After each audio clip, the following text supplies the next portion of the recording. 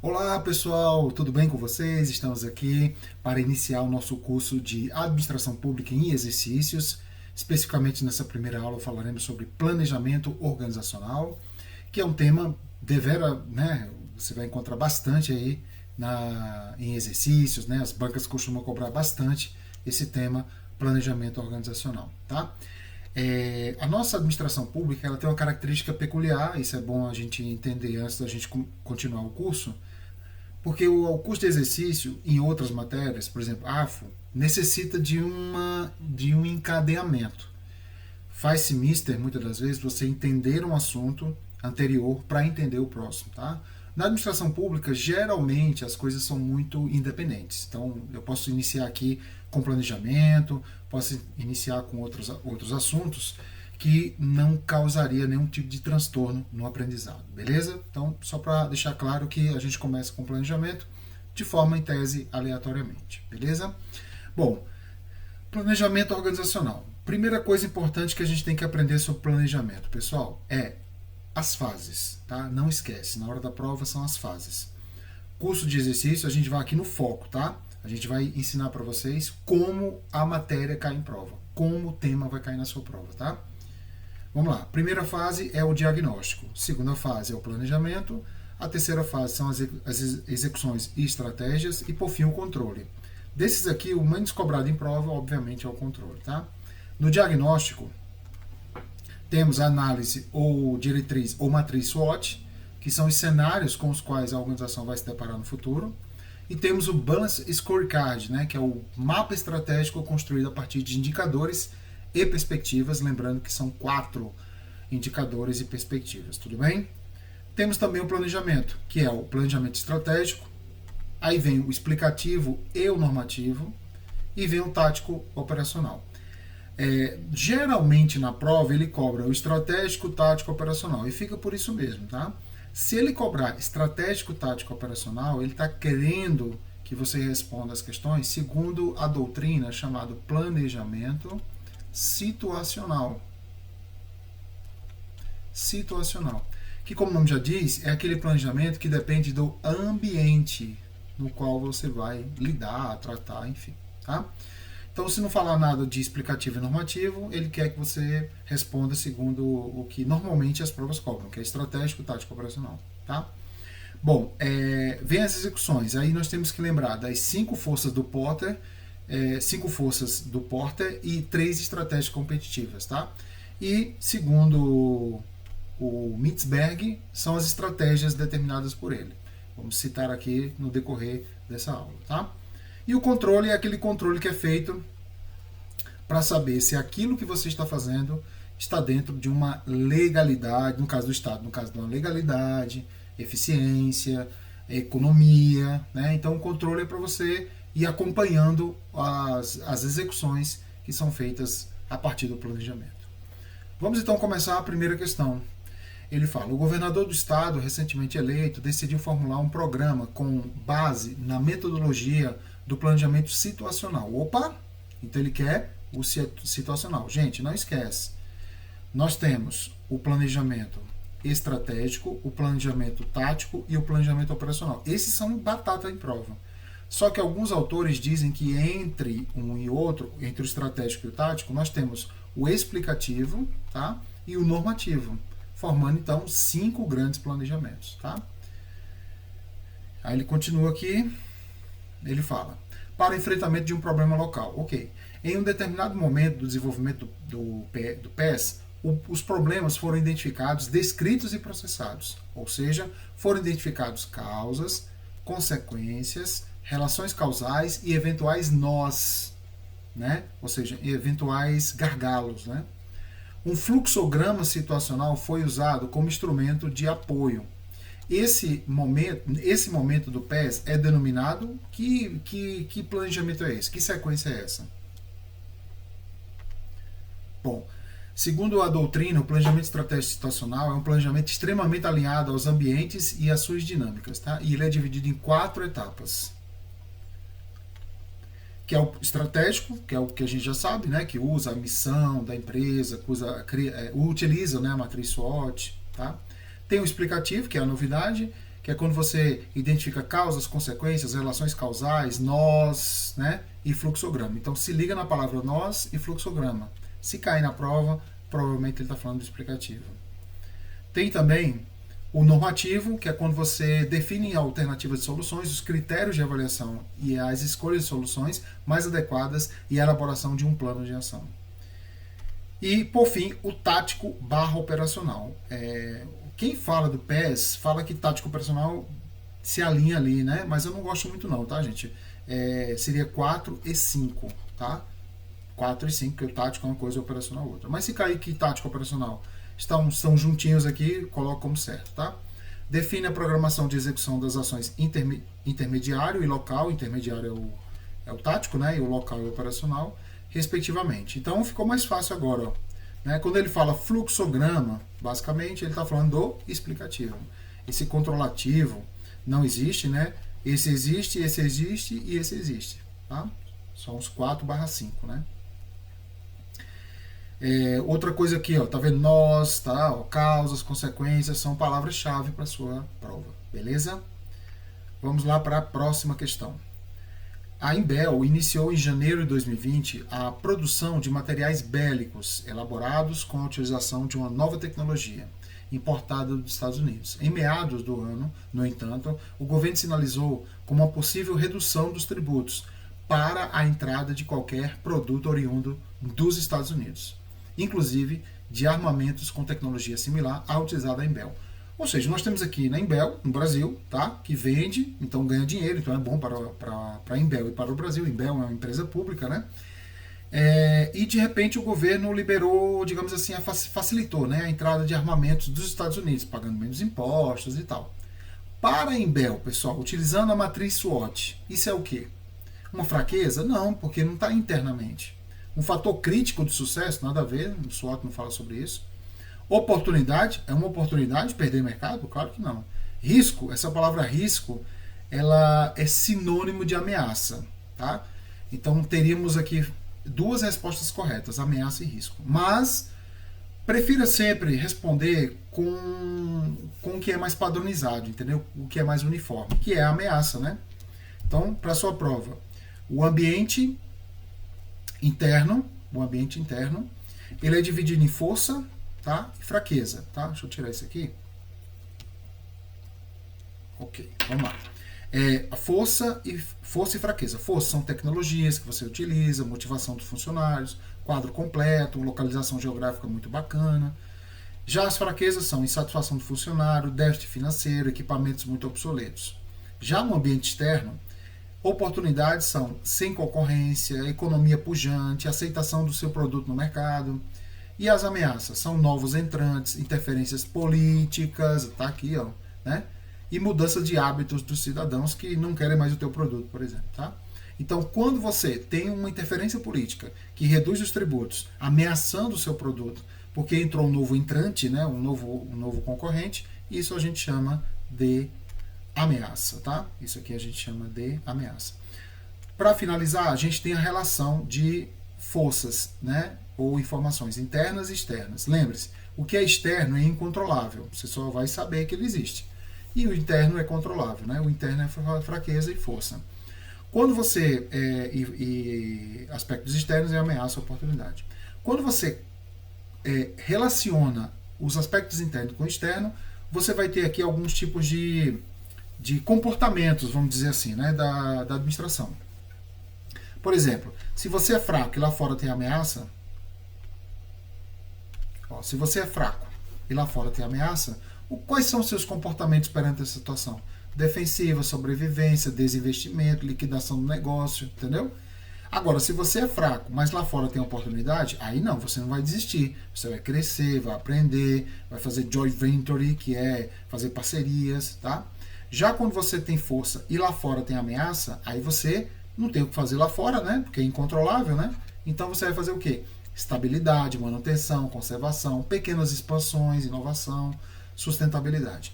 Agora, se você é forte e lá fora tem ameaça, que é o melhor dos cenários, aí você aproveita, desenvolve, diversifica, corre mais riscos, tá?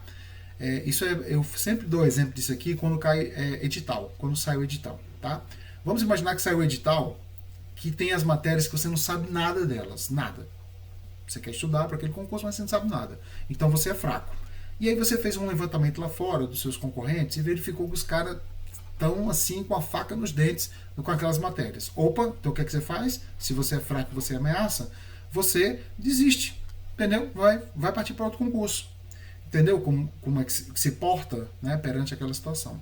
Agora, por exemplo, se você é fraco nas matérias e você perguntou para a galera, vocês são bons nessas matérias? A galera, não, são péssimos também. Opa, então tem uma oportunidade ali.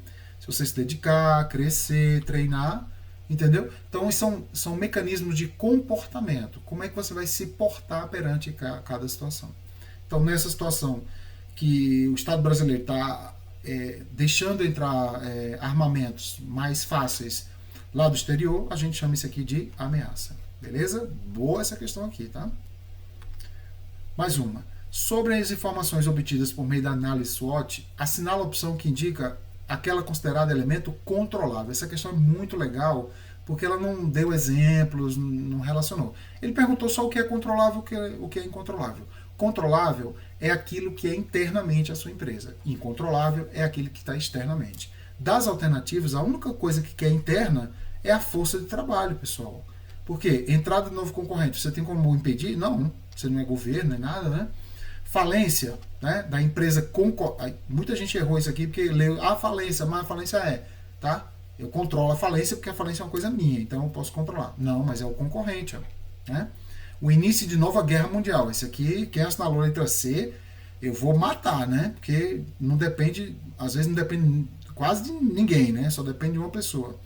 E o aumento da tributação, pior ainda, porque depende do governo, tá? Então a resposta certa é a letra D. Muito boa também essa questão aqui. O Balance Scorecard, o BSC, né, que é outra ferramenta de diagnóstico, é uma ferramenta que auxilia o desdobramento dos objetivos estratégicos, então, do planejamento estratégico, em ações operacionais por meio do uso de indicadores ou perspectivas. Considerando que o correto funcionamento do BSC depende do bom desempenho de determinadas pessoas que exercem papéis críticos na sua incorporação, já memoriza aí, pessoal, ó, são 3 pessoas, tá? E tem nomes certos para ela, tá? Isso aqui, inclusive, foi tema de redação de um TRT aí da vida, tá? Não lembro se foi da Paraíba ou se foi de Goiás, tá? Mas foi a redação lá da prova, tá? Eu acho que foi do TRT de Goiás, tá? Ele fala assim: considerando o correto funcionamento do BSC, depende do bom desempenho de determinadas pessoas, são 3 pessoas que exercem papéis críticos na sua incorporação, assinala a opção que compreende os termos utilizados, tá vendo? É isso que ele cobra. Não são, eu sei que você sabe que são 3 pessoas, pode ser 4, 2, né, mas tem pessoas, tem, mas assim, qual o nome delas? Qual é a função delas?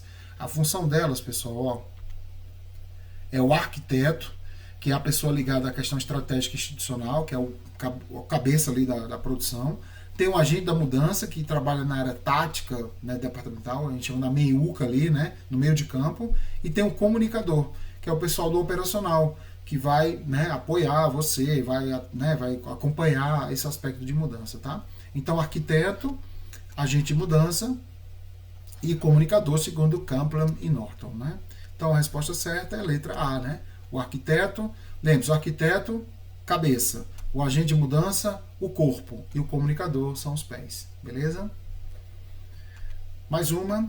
O Balance Scorecard é uma metodologia de gestão que busca descrever e traduzir a estratégia da organização por meio de diferentes perspectivas, integradas e relacionadas. São 4, tá?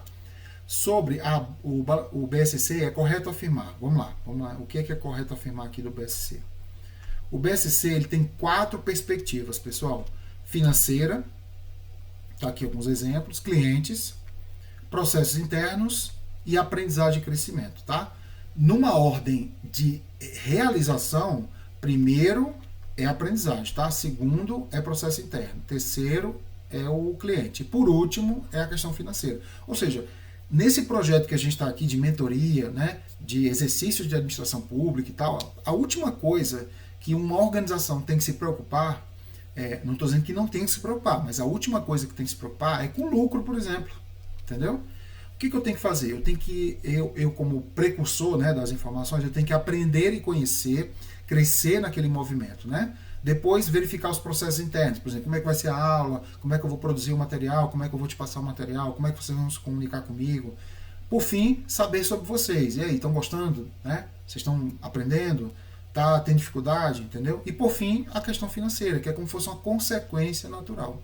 Só que nem sempre foi assim, tá? Um detalhe importante, quando você coordena essas 4 perspectivas, a gente chega ao que a gente chama de mapa estratégico.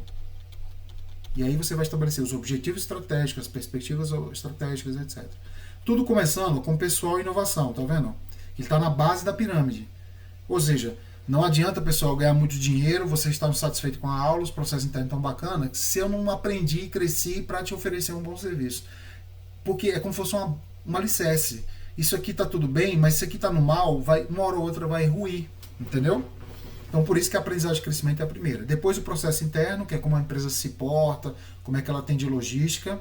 A FGV gosta muito de cobrar processo interno, tá? Depois vem os clientes para saber como é que eles estão, a questão do mercado, a captação deles. E, por fim, a questão financeira. Tudo bem? Só que não foi assim, sempre, como eu falei para vocês, tá? Não esquece, ó, a perspectiva, em relação à perspectiva, a questão financeira era a primeira e mais antiga. Ela sempre foi a primeira e a mais antiga de todas as 4, tá? A qual, em perspectiva contemporânea, não indicava, né, o sucesso organizacional. Então, assim, ela era muito antiga. Até a década de 70, inclusive, só olhava a questão financeira. Se você fosse uma pessoa que desse lucro para a empresa, você era o melhor funcionário. Não dando lucro, você era o pior. Essa perspectiva ainda existe, tudo bem, mas ela ficou um pouquinho para trás, porque o mais importante é a questão do aprendizado, do processo e do atendimento aos clientes. É como se a questão financeira se transformasse numa consequência natural e não numa causa em si. Outra coisa importante é a financeira e clientes, quando aplicado à esfera pública, elas precisam ser adaptadas, tá, gente? Por quê? Porque o cliente da administração pública é um cidadão. É uma perspectiva diferente da iniciativa privada. E a questão financeira é que, ao contrário da iniciativa privada, que eu tenho que te seduzir para você contratar um serviço meu, por exemplo, ou de outra empresa, no serviço público você é obrigado a pagar os impostos, entendeu? E a questão do déficit, que nas empresas privadas é muito mal, geralmente vai culminar em coisas muito ruins, no Estado, que também é ruim, vai culminar em coisas ruins e tal, é tolerado. Por quê? Porque o Estado ele vai tentar abarcar pessoas, amparar, assistir. E muitas das vezes a conta de déficits, entendeu? Então nem sempre, por exemplo, um déficit na administração pública é uma coisa ruim, tá? A priori. Você tem que analisar para saber se é uma coisa duradoura, muito vultosa, por exemplo. Tá? Então, na perspectiva financeira e clientes, há que se ter uma adaptação na administração pública. Tá? Processos internos de aprendizagem, não. Por exemplo, se você aprendeu a mexer em computadores, você vai usar nas duas coisas, né? Por exemplo, se você é uma boa pessoa na logística, sabe fazer boas logísticas, ótimo, na administração pública e privada não vai mudar nada, né? Beleza, vamos lá então treinar. Então, o Balanced Scorecard é uma metodologia de gestão que busca descrever e traduzir a estratégia da organização por meio de diferentes perspectivas, integradas e relacionadas. Sobre o BSC, é correto afirmar o quê?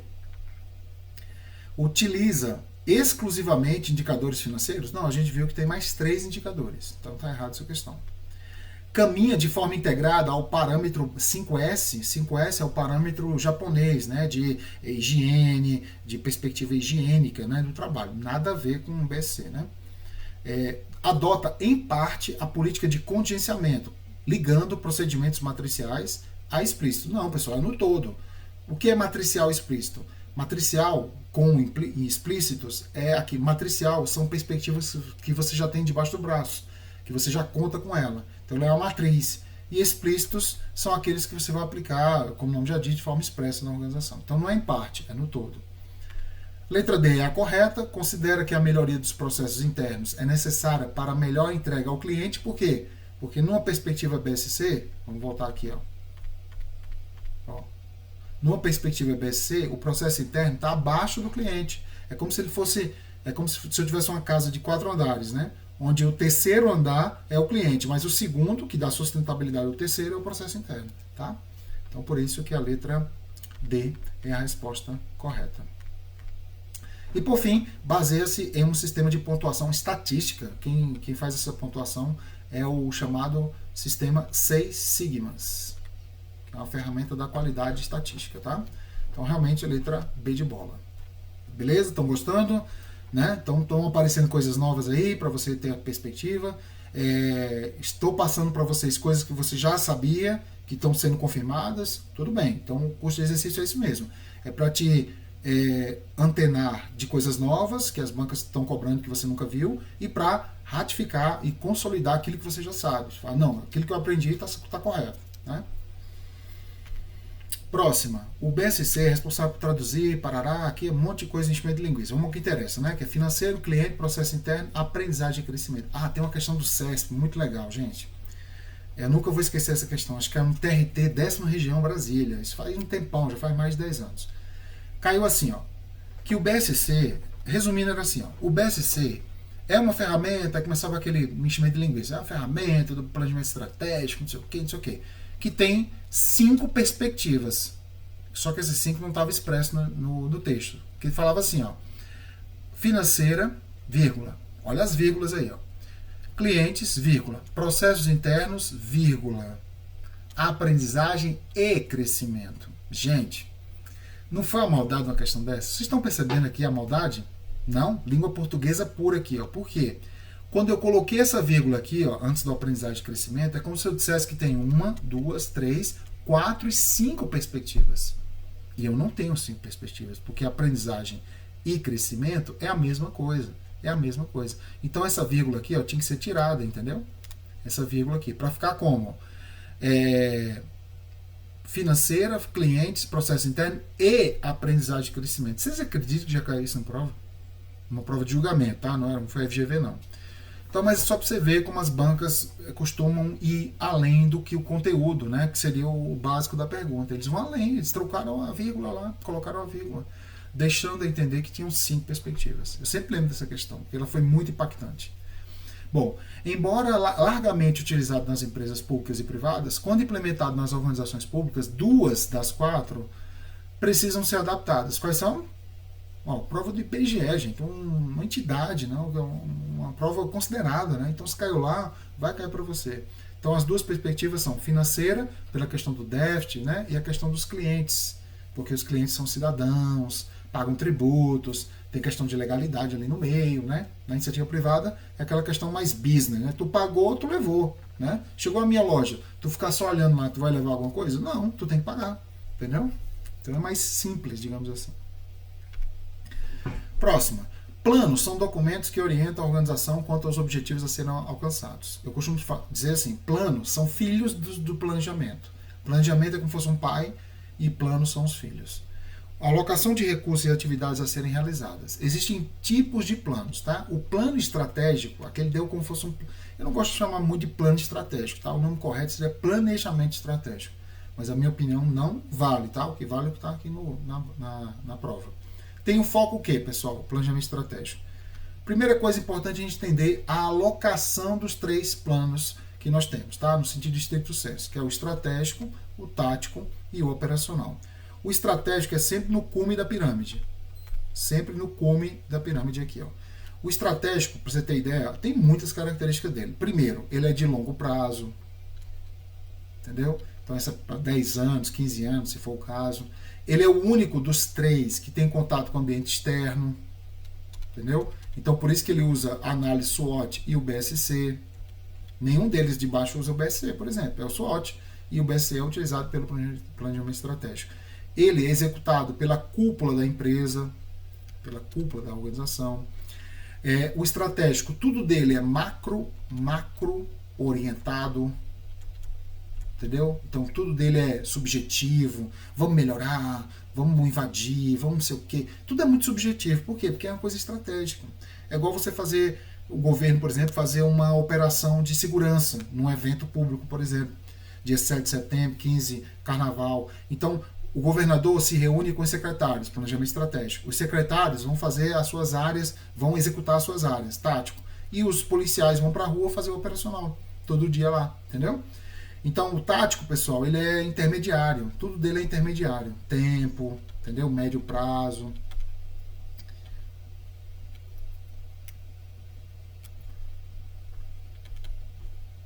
Tudo dele é intermediário, tudo dele é meiuca, entendeu? Ele é feito de forma departamental. Então, o estratégico decidiu, por exemplo, vamos investir na Europa, entendeu? Aí aqui o departamento de gestão de pessoas vai trabalhar para isso, o departamento financeiro vai trabalhar para isso, entendeu? E aí cada um desses vai ter operacional. O operacional, por exemplo, ele é micro orientado, entendeu? Ele é feito ali naquele local específico. Por exemplo, o porteiro vai abrir a porta, isso aqui é micro orientado, tá? Ele é sempre de curto prazo, tá? Ele só tem contato com o ambiente interno, tá? E ele é feito pela área local da organização, tudo bem? Aí depende se a empresa descentraliza o poder, se não descentraliza, para saber se ele tem poder ou não, tá? Então vamos lá, mais perspectiva a gente vai ver agora. Vamos voltar lá, que ele fala assim, qual a característica da questão estratégica, das alternativas aqui, ó. Letra A. Falou departamentos, a questão provavelmente vai estar errada, porque isso aqui seria o tático, entendeu? Falou médio prazo, matou, é tático, entendeu? Letra B. Na organização como um todo, ok, beleza. Como um todo, perfeito, porque o seguinte, ó, quando eu faço esse planejamento estratégico, eu estou abarcando a empresa como um todo, tá? Esse cara aqui que trabalha aqui, ó, vai ter que realizar uma parcela do estratégico. Agora, quando eu faço o tático é só aqui, ó. Ele não é a empresa como um todo. E o operacional pior ainda, que é só aqui, tá? Tá certo, mas ele fala assim, orientado para curto prazo? Aí não, pessoal, é longo prazo, né? E resultado esperado de cada indivíduo? Não, cada indivíduo é o operacional, tá? Letra C, na organização como um todo, certo? Orientado para longo prazo, formulações genéricas, macro-orientadas. Perfeito, questão perfeita. Tarefas rotineiras é planejamento operacional, né? Orientado de longo prazo, aí tá correto, longo prazo, tá? Nos departamentos, falou departamentos, é tático, tá? Palavra-chave. Falou gerencial, departamental, funcional, é a área da meiuca da empresa, tá? Procedimento específico tá errado também, porque é operacional, e médio prazo tá errado, porque é tático, tá vendo? É assim que cai em prova.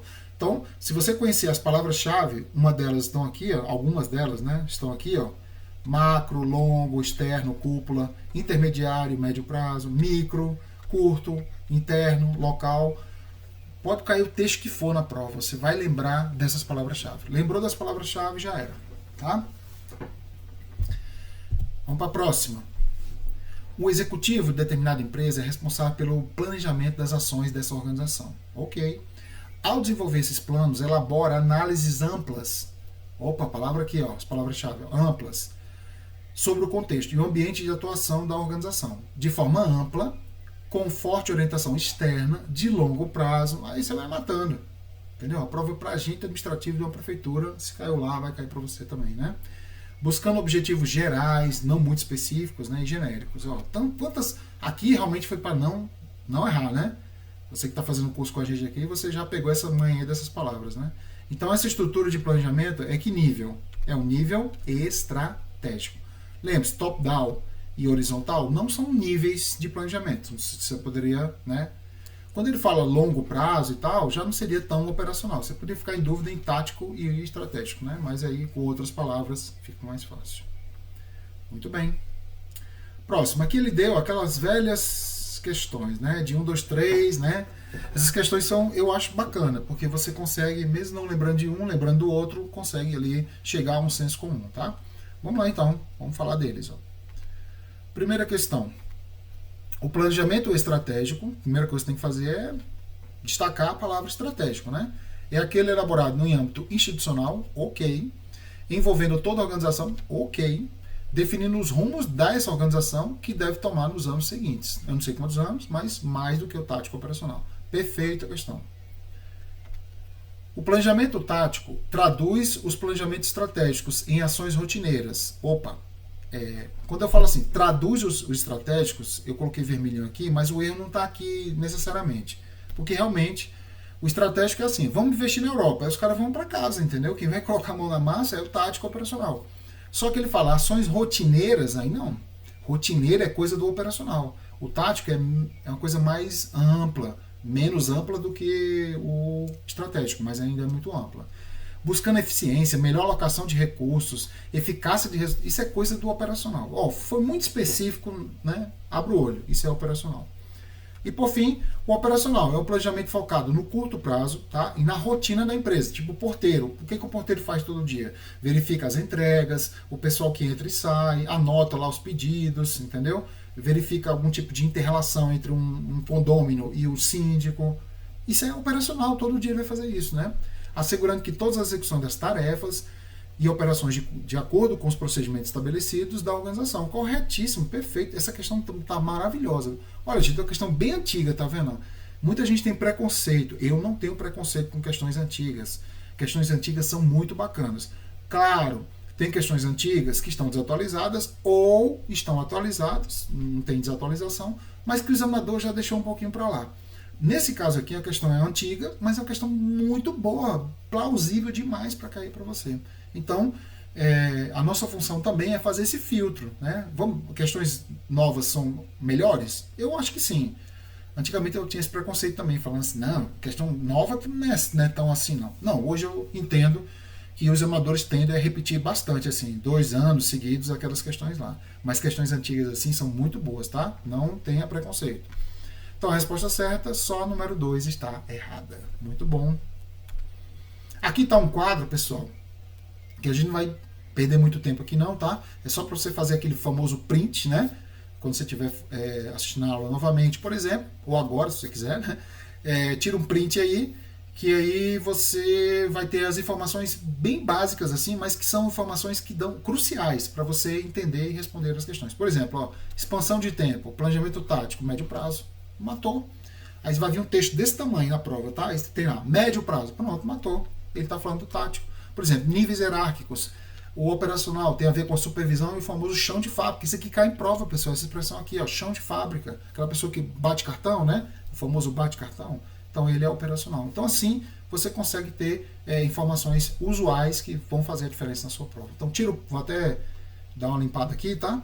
Tira o print, tá? Tira o print legal aí, ó.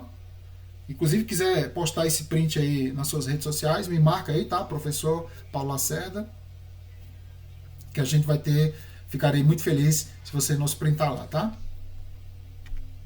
Próxima questão. Em relação aos tipos de planos nas organizações, assinala a informação correta. Gente, essa questão é 2010. Ó. Hoje, ele não usa mais expressão incorreta. Olha aí, ó, eu te ajudando nessa empreitada aí, tá? Por tanto de experiência que a gente tem em fazer concurso e depois dar aula para concurso. Ó. Ele usa a palavra mais inadequada. Gente, isso aqui parece uma bobagem, mas não é, tá? Porque a palavra incorreta ela é muito seca, sabe? Você sabe que é incorreta.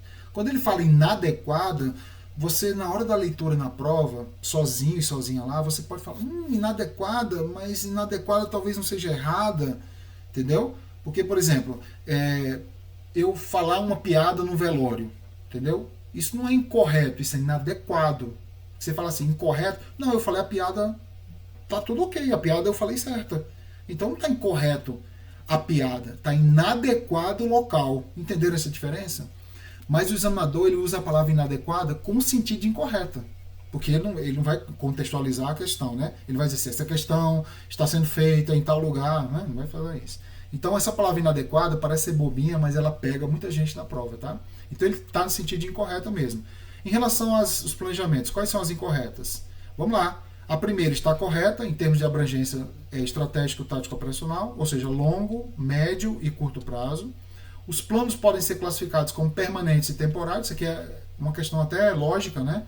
Todo plano é permanente. Por exemplo, o plano de combate à fome no Brasil é permanente, porque vai sempre nascer gente em situações periclitantes que precisam do apoio estatal por um certo período, né? Agora, em temporárias, entendeu? Por exemplo, combate à pandemia da Covid, tudo bem?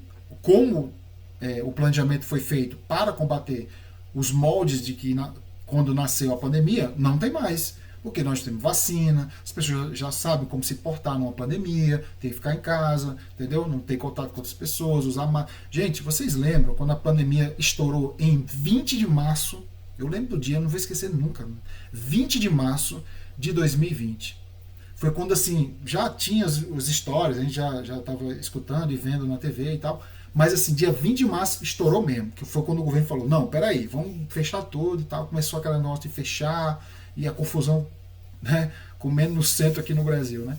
Então, aí teve esse planejamento, que foi um pouquinho acelerado, né? Em relação a fechar comércio, aí teve a questão das máscaras, luva, lavar a mão, álcool em gel, era tudo isso. Então a gente teve que se aprender. Mas agora, tiver outra pandemia, pessoal, você vai ter tanta dificuldade assim? Não. Por quê? Porque já teve essa experiência anterior. Por isso que planejamento é tudo, né? Então está correto também. Os planos operacionais identificam processos requeridos no nível micro. Palavra-chave aqui, ó, micro, tá? Certíssimo. Perfeito. Letra E. Os planos táticos traduzem os objetivos gerais do estratégico. Perfeito. Em objetivos específicos do operacional. Então ele faz o meio de campo de unidades organizacionais. Certíssimo. Então a resposta certa por estar errada é: os planos estratégicos têm forte orientação interna. Gente, não é que não tem interna. Mas quando ele fala forte, não, forte é externa. É externa, tá, gente? Externa, tá?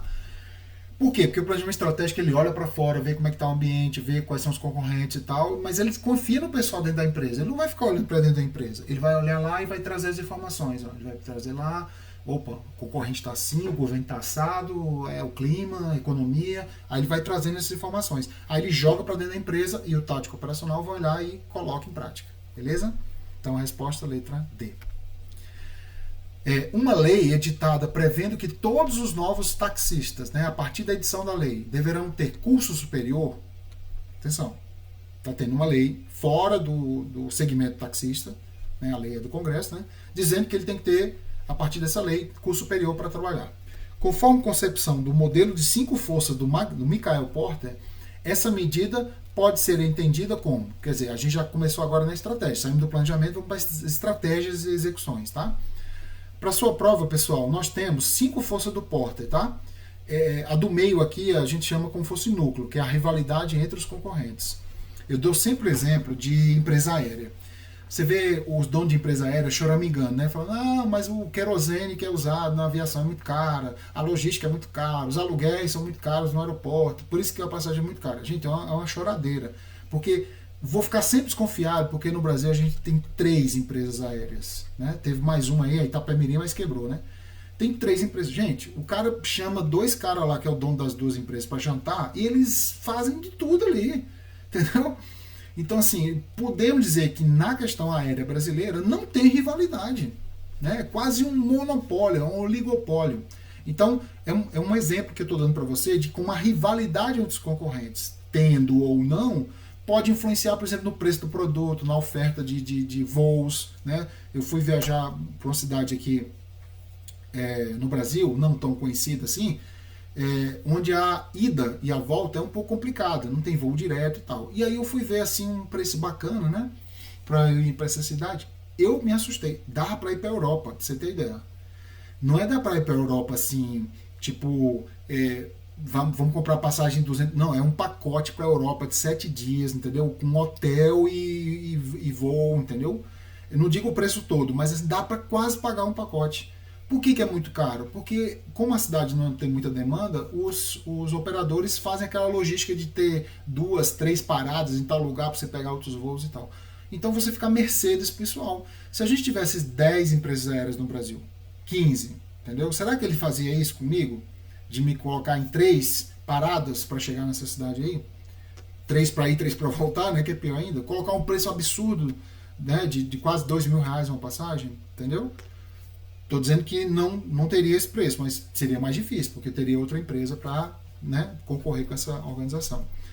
E aí ele é um núcleo. Aí vem mais 4 forças, que é a ameaça de novos entrantes. No Brasil, por exemplo, tem um projeto para entrar uma empresa com redução de custos.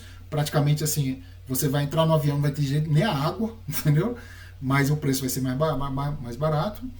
Ameaça de produtos novos, que substituem os seus, né? Poder de barganha dos fornecedores e poder de barganha dos clientes. Então essas forças é como se fossem 5 massinhas, tá? De cores diferentes, que você vai juntando as 5 massinhas. E às vezes uma massinha está dominando a outra massinha está dominando o outro, e aí eles vão se coordenando, digamos assim, tá? Então essas 5 forças. Então assim, ó, quando ele fala assim, ó, uma nova lei foi prevendo que os taxistas precisam ter curso superior para trabalhar. Segundo as 5 forças do Porter, essa medida é o quê? É a criação de barreiras à entrada de novos concorrentes, que é uma dessas aqui, ó, ameaça de novos entrantes. Então, todos eles é assim, pessoal, tem um aspecto positivo e tem um aspecto negativo. Por exemplo, quando o governo edita uma lei que diz que o taxista tem que aumentar o seu nível educacional para trabalhar, eu estou negativando a entrada de novos entrantes, porque o número de pessoas formadas é menor do que o número de pessoas não formadas. E se essa lei dissesse, não precisa ter curso superior, não precisa nem falar, não precisa ser nem alfabetizado. Opa, então ele está melhorando a entrada. Não estou dizendo que está melhorando o serviço. Cuidado, está melhorando a entrada de pessoas. Não estou dizendo que vai melhorar o serviço, não, tá? Tudo certo? Então, questão bem bacana também isso aqui, tá? Então, a resposta certa é a letra A. Criação de barreira para novos entrantes. Tudo certo? Então, essas são as 5 forças do Porter. Outra coisa do Michael Porter, pessoal, são as chamadas 3 estratégias competitivas. Então, memorize, ó, são 5 forças, tá? Forças do Michael Porter que se alinham, se anulam e etc. E 3 estratégias competitivas. Isso aqui é do autor chamado Michael Porter, tá? Michael Porter, tá? E aí ele tem as 3 aqui, tá?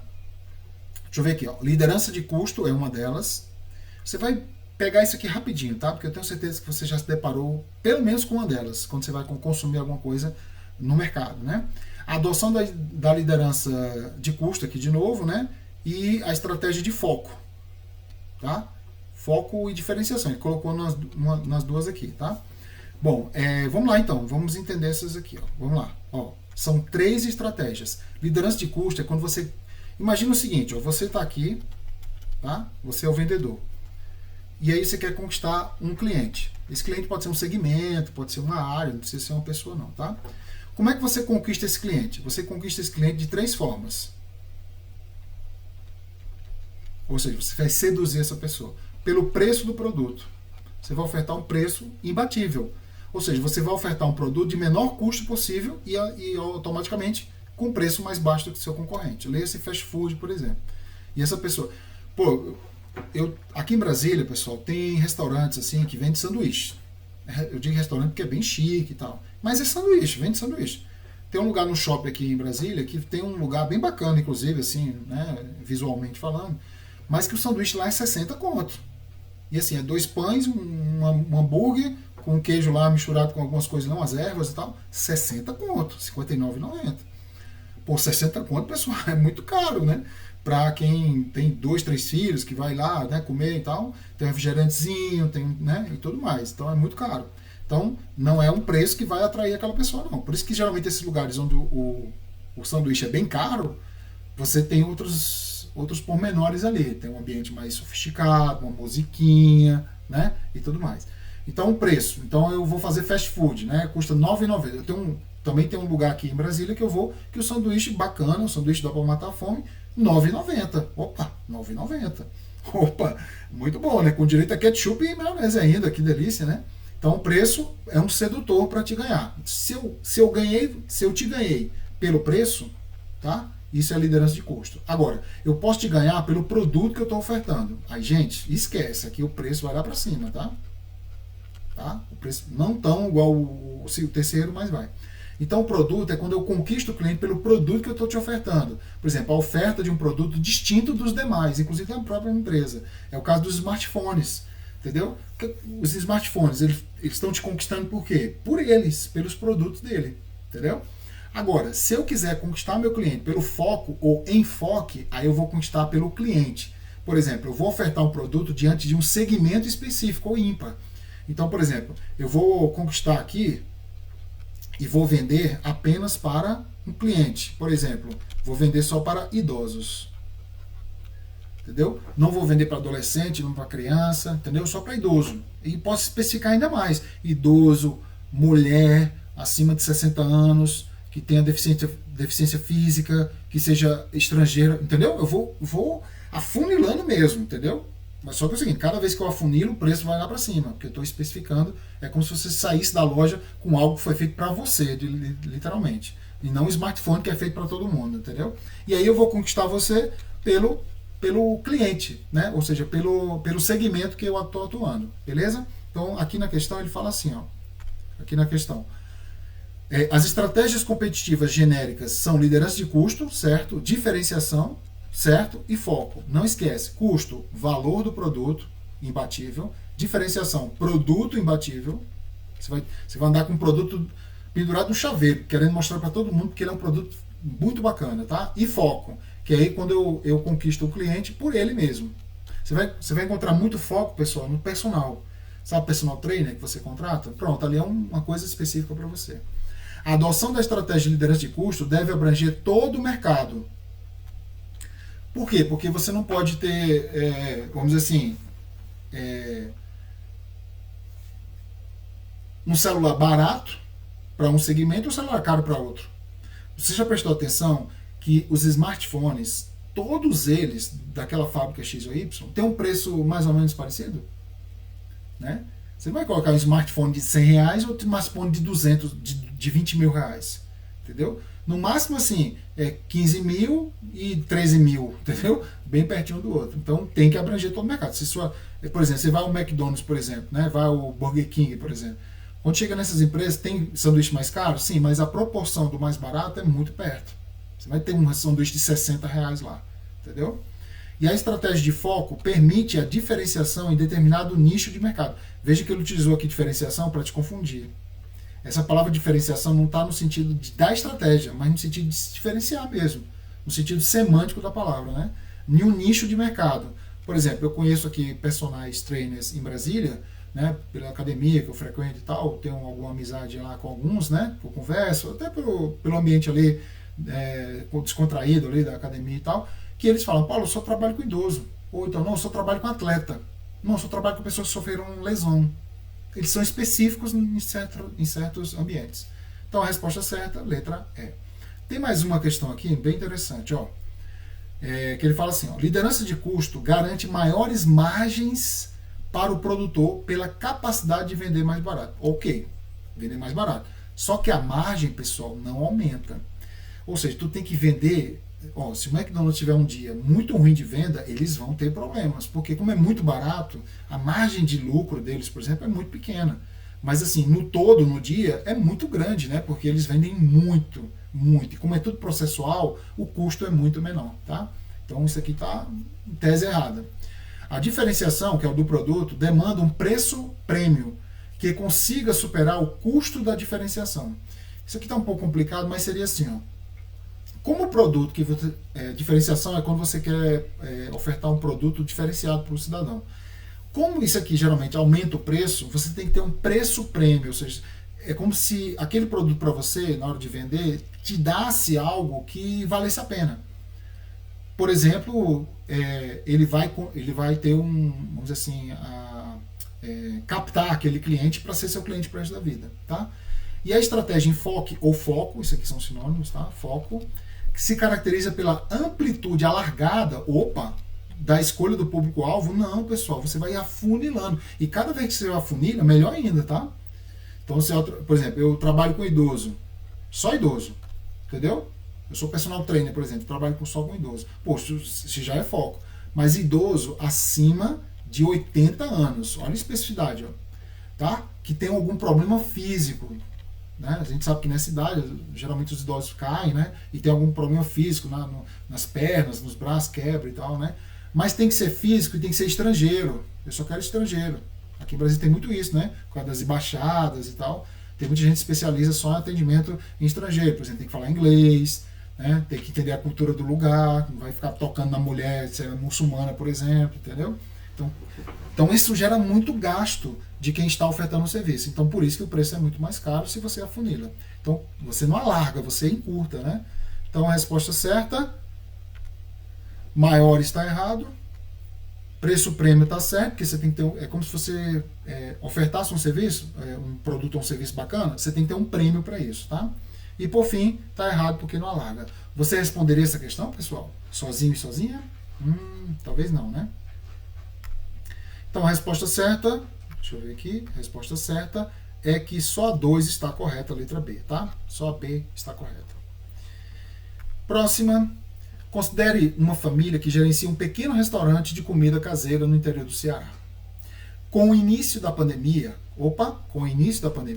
e o fechamento do estabelecimento, a família começou a vender refeições por telefone. Quer dizer, não aconteceu muito isso? Inclusive, pessoal, o iFood, sabe uma empresa que só se deu bem na pandemia? Posso dizer assim, uma das poucas que se deram bem foi o iFood. Por quê? Muita empresa no Brasil era relutante a se aderir ao iFood. Inclusive eu tinha uma pizzaria que eu ligava bastante para pedir pizza e ela não atendia pelo iFood. Você tem que ligar para ela. Por quê? Porque o iFood tem aquelas regras lá internas, você tem que aderir, né? Então muita empresa não gostava de ser, entre aspas, colocar a sua empresa no iFood. Só que o que aconteceu? Com a pandemia, todo mundo ficou em casa, então praticamente tudo era pedido pelo telefone e não tinha como você, vamos dizer assim, você vendia muito ali presencial, né? Comida, por exemplo, e vendia ali uma partezinha e tal, você não precisava do iFood para isso. Como cortou tudo, ninguém podia frequentar restaurante, você tinha que vender 100% pelo sistema online. E aí o iFood era a única solução para dar demanda, para você... Porque assim, imagina você ter uma pessoa lá atendendo telefone todo dia, você fazia comida, atendia telefone, pegava o pedido, contratava um motoqueiro e tal. Não, o iFood faz isso para você de forma terceirizada. E aí o iFood foi uma das empresas que mais cresceu no Brasil. Eu lembro que o iFood era uma empresa mega empresa, mas não patrocinava nada, entendeu? Hoje em dia você vai o iFood patrocinando grandes eventos no Brasil. Eventos de música, eventos grandiosos mesmo. Futebol, por exemplo, né? Porque a grana aumentou bastante. Então eles podem se dar o luxo de investir, tá? Voltando aqui ao assunto, ele fala, vender por telefone e atendendo às demandas dos clientes, desenvolver uma plataforma online. Uma analogia com o iFood, né? Para a oferta de cursos de culinária, quer dizer, o cara de vender ainda ofertava curso, né? Obtendo grande sucesso com a nova empreitada. Segundo a situação apresentada, ocorreu o uso de uma estratégia, aqui é o Mitzberg, pessoal, né? Segundo Mitzberg, que é um grande autor da área de planejamento, existem formas de estratégias para você lidar com a situação. Primeiro, pretendida, não realizada, deliberada, emergente e realizada. Uma das mais cobradas em prova é a emergente. Por quê? Porque é uma estratégia não planejada. Isso não impede que você o planeje, tá? Mas assim, ela não é previamente planejada, porque ela é emergente, ela surge ali do nada. Como, por exemplo, de um dia para... Aqui foi de um dia para a noite. Não é expressão, livre expressão, não. É expressão denotativa. Foi do dia para a noite que tudo fechou e tudo teve que se transformar. Eu lembro que professores, também amigos meus, tinham muita dificuldade de lidar com a questão online. Por exemplo, a aula, saber as tecnologias para poder ofertar aula online, entendeu? Era aquele professor raiz mesmo, de aula presencial. Com a pandemia, eles tiveram que aprender, eu digo para você, eles tiveram que aprender em 2 meses o que eu tive que aprender em 10 anos. Entendeu? Estudando, sabendo como é que se porta, como é que se grava, como é que se oferta um serviço online, por exemplo, o jeito e tal. Eles tiveram que aprender em 2 meses. Por quê? Porque não tinha aula, entendeu? Então a gente chama isso aqui de emergente. Emergente, então, é não planejada. Ela surge do nada e a estratégia brota durante o desenvolvimento da ação. Você vai fazendo ação e vai planejando, vai cortando, vai aumentando ali. É o famoso fazer errando fazendo, entendeu? Não é uma coisa assim que você planejou, colocou em prática, depois reformulou e tal. É fazendo e, entendeu? Porque senão as pessoas iam passar fome na época. Então, nessa situação própria aqui é a famosa emergente. Se liga no Porter, tá? São 2 autores, tá, gente? Autores. Como você viu aqui, ó. Opa. Aqui, ó. É o Porter, tá? Quando a gente fala do sistema de execução estratégica, é depois do planejamento, tá? E o Mitzberg, tá, gente? Esses 2 autores são cobrados demais. Então, é aquela a história da extensão. Se você quiser estender a aula, pesquise sobre Porter, vá atrás de questões sobre Porter e Mitzberger, porque os examinadores cobram bastante. Você vê aqui uma prova bastante recente e cobrando Mitzberger, beleza? Na sua prova, não se dedique muito à questão do controle, tá? Não é muito cobrado em prova não o controle. Lembrando que nós temos 4 fases, lembrando, né? Que é diagnóstico, planejamento, execução e estratégia, que é isso que a gente está falando agora aqui, e controle. O controle, ele é mais cobrado em outras camadas da administração, como por exemplo a questão do processo organizacional, onde nós temos lá o sistema de controle, tá? Por enquanto, memorize só diagnóstico, planejamento e execução estratégica. Na ordem de importância, o que é mais cobrado em prova? Planejamento, né, que tem um estratégico, operacional e tático, diagnóstico demais, que é a análise SWOT, cai muito em prova, e a questão da execução estratégica é menos cobrada, mas já foi cobrada, então muita atenção para ela. Então a resposta certa é a letra C, e assim encerramos nossa aula de planejamento organizacional, tá, gente? Aqui é excepcional, tá? Deixa eu corrigir isso aqui, fica feio aqui, né? Planejamento organizacional. Então, essa aula, então, associada a outros temas, a outras formas de estudar, como, por exemplo, fazer exercícios, fazer revisões, síntese, juntando com essa aula, com certeza você vai estar preparado e preparada para resolver qualquer questão e ter mais desenvoltura na hora da resolução das questões. É nossa intenção aqui, tudo bem? Qualquer dúvida pode entrar em contato conosco, né, para a gente tirar, né, e claro, assistam sempre essa aula, tá, gente? Cada vez que você assistir a aula vai aparecer algo novo para você, beleza? Bons estudos a todos e até a próxima.